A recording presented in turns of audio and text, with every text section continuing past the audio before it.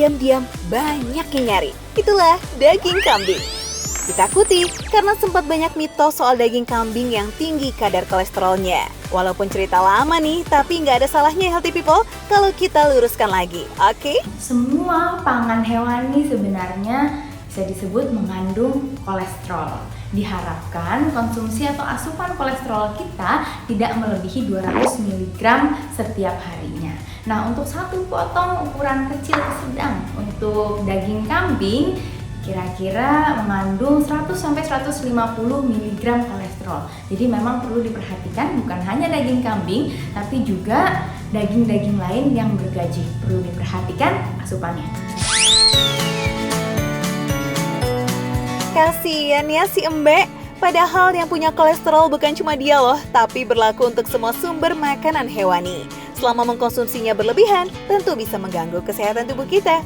Kenyataannya, daging kambing punya kandungan zat besi yang paling tinggi dibandingkan daging sapi, domba, dan ayam dalam porsi yang sama. Nah, salah satu ciri-ciri daging kambing nih, aromanya yang khas ya healthy people. Tapi gara-gara aromanya ini, banyak yang hilang selera makan daging kambing. Kali ini kita punya tips yang santuy untuk menghilangkan bau perengus pada daging kambing. Pertama, pilih daging kambing muda yang bau perengusnya masih sangat rendah. Kedua, lemak yang masih menempel pada daging harus dipisahkan. Lemak inilah yang jadi penyebab timbulnya bau perengus. Nggak perlu bersih banget kok, yang penting porsinya harus lebih banyak daging ya dibanding lemaknya. Nah, kalau lemaknya sudah dibersihkan, berikan perasan jeruk nipis cukup 1 buah saja untuk takaran setengah kilogram. Terakhir, beri taburan garam secukupnya healthy people. Tapi jangan banyak-banyak ya garam ya, nanti malah keasinan lagi dan bikin masalah baru. Nah, kalau sudah selesai semua, dijamin nih bau perengusnya udah minggat. Nah, ini nih. Udah apa kan? Ada lagi nih tips santuy supaya daging kambing bisa lebih empuk. Salah satu cara mudahnya adalah dengan dimarinasi parutan buah nanas. Siapkan buah nanas segar yang sudah dicuci dan dibersihkan bonggolnya. Lalu, parut buah nanas sampai benar-benar halus dan menghasilkan air. Terakhir, tinggal campur deh tuh parutan buah nanas dengan daging kambingnya. Biarkan proses marinasi ini selama kurang lebih 30 menit. Sifat alami asam pada nanas akan bekerja bikin empuk si daging kambing. Santuy kan? Bisa dicoba di rumah ya healthy people. Sekarang kita bahas lemaknya yuk.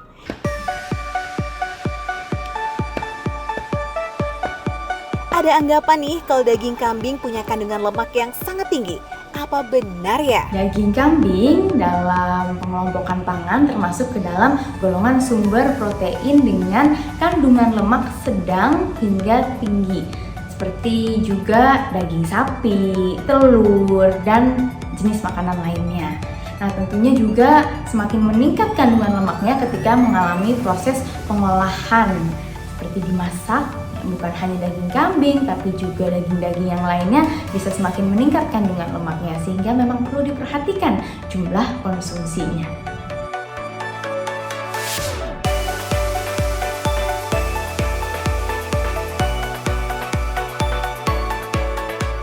Cara masak yang kurang tepat memang bisa menambah kandungan lemak pada bahan makanan, seperti penambahan santan yang terlalu kental atau garam secara berlebih. Hal inilah yang akan membuat lemak semakin bertambah. Ngomong-ngomong nih, kalau daging kambingnya udah bersih dan gak bau perengus, terus udah empuk lagi ya, kira-kira enaknya dimasak apa nih healthy people? Gimana kalau kita bikin kambing balado? Setuju?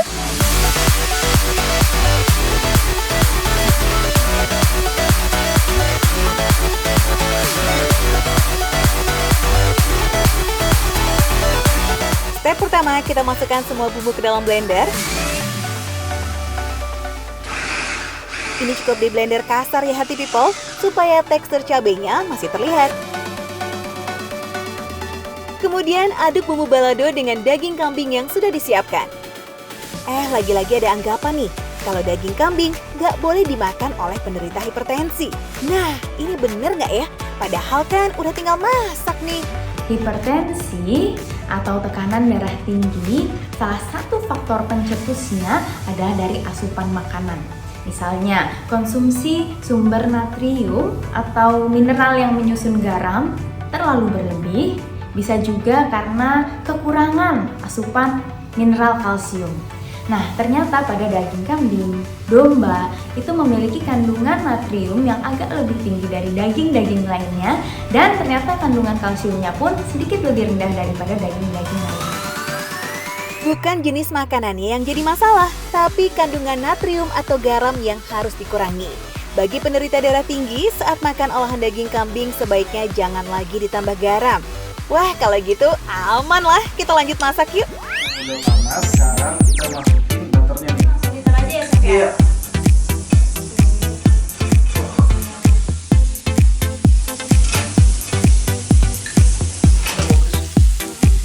Tinggal di grill nih healthy people sampai aroma bumbunya tercium harum dan warna daging sudah agak pucat.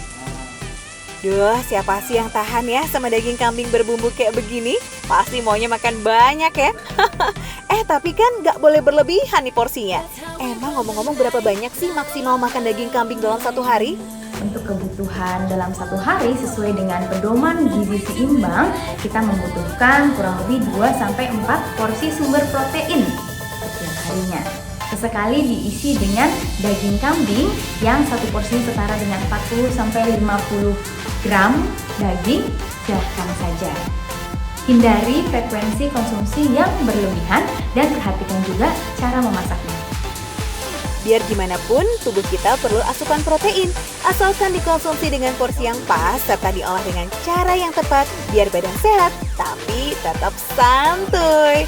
Ngomong-ngomong nih Kak Sela, bagian daging kambing yang aman dikonsumsi itu bagian yang mana sih?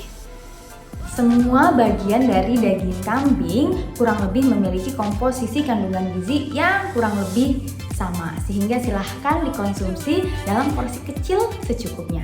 Hati-hati bahwa jeroan atau organ dari kambing itu meningkat kandungan lemaknya, kolesterol, kemudian juga purin atau pencetus asam urat. Clear ya healthy people? Nggak usah bingung dan galau kalau milih bagian daging kambing. Yang penting jangan kalap, serta diimbangi tambahan buah dan sayur. Biar makin sehat dan tentunya makin santuy.